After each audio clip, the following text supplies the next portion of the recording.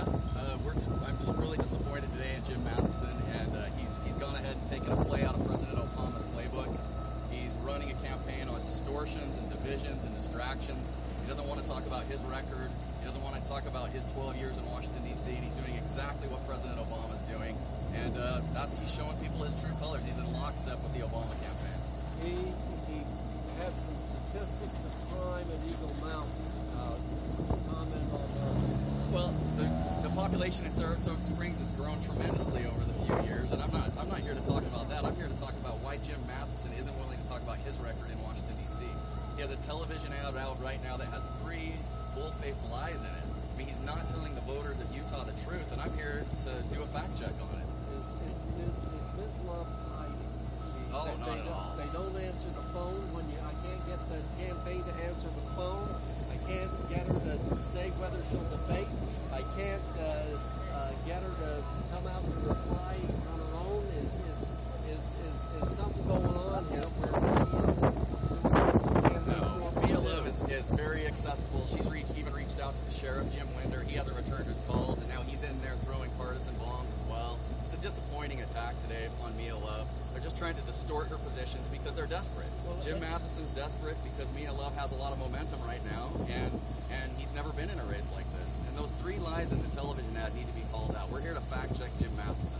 We should speak specifically to what he was talking about in there, $5 billion in cuts to the DOJ grants. Yeah, Mia Love has said that she believes that the path to prosperity in this country is getting our federal government under control. We need to balance our budget, and that's going to require some cutting.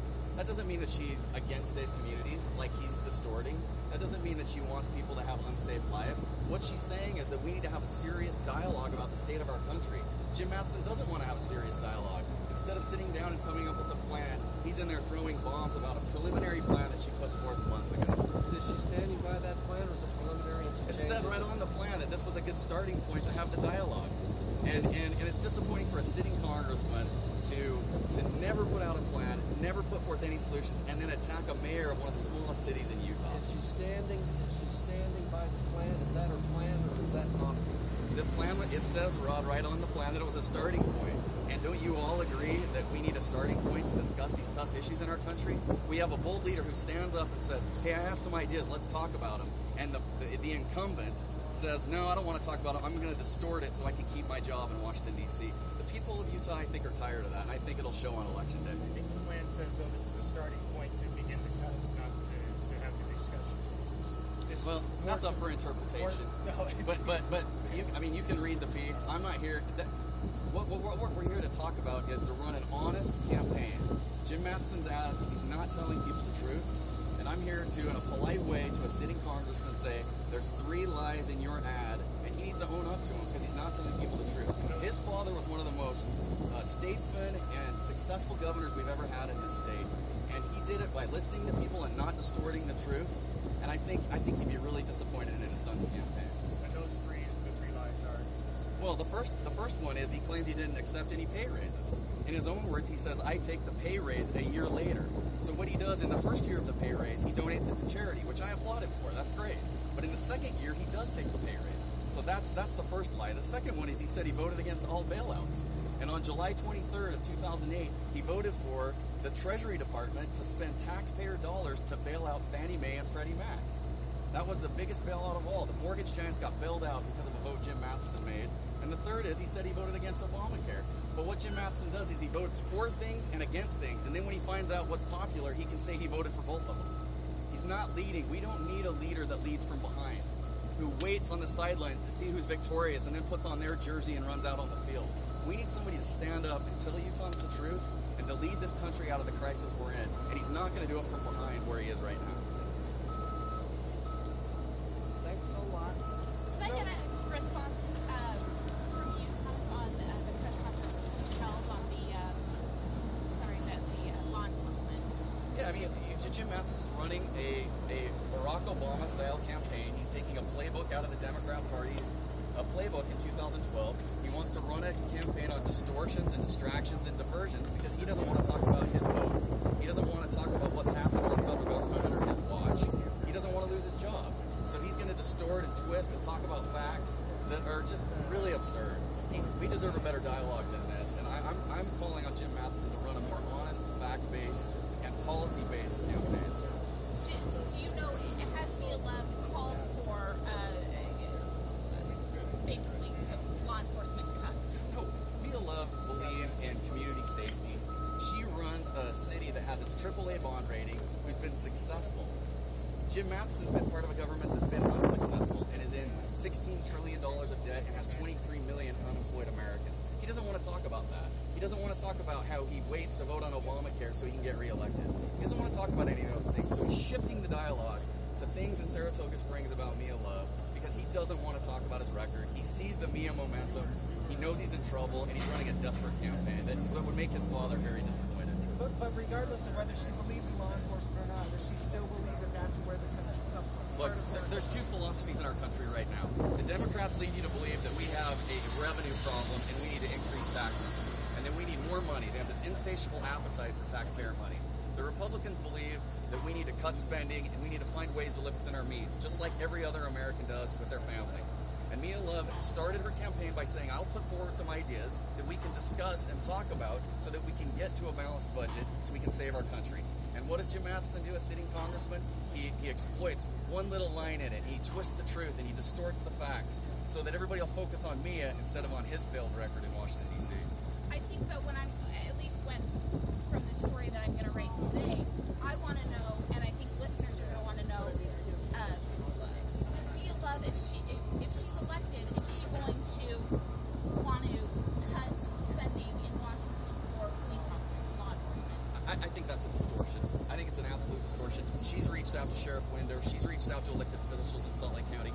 And it's disappointing that Sheriff Winder's taking a partisan approach to his job and that he didn't take the time to meet with Mayor Love before he held such a press conference. So, based on what Congressman Matheson is saying, is it not true then that you cut these federal funds? She's not elected. Okay, but And what if she her is elected, plan? what she's saying is she wants to have an honest dialogue about the state of our country. She's not going to kick the can on our national deficit and on the spending spree that our federal government has gone on in the last 12 years. She wants to have a serious dialogue about what can be cut. And Sheriff Winder and Jim Matheson should come to the table in a serious and responsible manner and have that conversation instead of twisting the facts, distorting the truth, and trying to slander another person running for public office. And he needs to own up to those 3 lies in his television ad. That's a big thing that needs to be exposed by all of you if you want to run a responsible report. He's not telling Utahns the truth, and I'm here to tell them that. Tell us what is. Well, the first one, I've gone over it. The first is that he didn't accept a pay raise.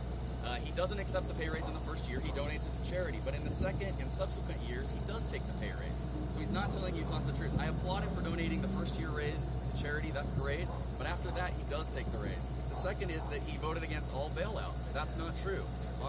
One example is on July 23rd, 2008, he voted for the federal government to bail out Fannie Mae and Freddie Mac. That was one of the biggest bailouts of all during this whole process. And finally, he said he voted against Obamacare. But yeah, he voted against it, but he also voted for it. So what he does is he changes his mind. He votes both ways, and then he waits and sees who wins, and then he jumps on the bandwagon. And we don't need bandwagon jumpers. We need leaders. We need people like me that admit we have a spending problem and that are willing to have serious conversations about where we can cut. That doesn't mean she's going to cut police officers. That doesn't mean she's against safe communities. It just means she wants to have the dialogue. And unfortunately, Sheriff Winder and Jim Matheson don't want to have that conversation. They want to win re-election. There was something said in the press conference about Mia cutting the police officer budget in Saratoga Springs by $54,000 one year. Do we know if that's? I haven't looked it up. If that's true or false. I'm not here to fact check what he said. I will be happy to do it, but I wasn't in the press conference. I didn't hear it. And if I get a copy of it, I'd be happy to comment on that. But I'm not prepared to do that right now. One of the things that Congressman Matheson is saying is that basically this is 0.2% of the federal budget, basically a drop of the drop. I mean, if in fact this is what the Love's position is, or something that she is considering, Yeah. I mean, it doesn't seem to be a very substantial amount. I would respond by saying that we have to look at every line item of the budget. And Mia Love is saying, I want to go through the budget and I want to find a solution. And Jim Matheson is saying, hey, if you find a solution, I'm going to pin you down on it. I'm going to just twist it. I'm going to distort it. I'm not going to ever let you make any progress. And that's not okay. We need leaders in this country that try to find solutions. And Mia Love's put forth some ideas, and he's twisting them and turning them to try to win re-election to save his job. And the voters of Utah will see through it. More specifically about this proposed plan that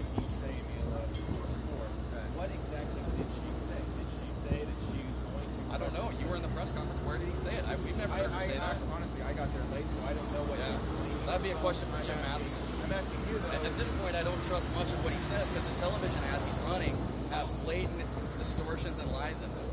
And so we need you. I think it would be a responsible thing for you to do to ask him what the source of his information is because I've never seen it. As far as you're aware, based on what Mia just said, her plans simply involve a conversation about everything on the budget. Sure. I mean, isn't that what we do in America? When your budget's not balanced, you go through every line item and you figure out where you can cut and where you can save. And what Jim Matheson is saying is, don't bring a proposal forward because if it has any flaw in it at all, I'm going to expose you and I'm going to use it against you for my political gain. We don't need leaders like that. We need leaders like his dad. Too bad he's not more like his dad, our great governor of the state of Utah, that said, hey, let's all come together and I'll have some good ideas. Some of it won't be good. You'll have some good ideas and some of it won't be good, but we'll all work together. Jim Matheson's lost his way, and he's lost his way because he's desperate. He's never had an opponent like Mia Love, and she has the momentum, and it's too bad that he's playing from behind and he's resorting to these tactics. Give me your name. Thomas Wright, chairman of the Utah Republican Party.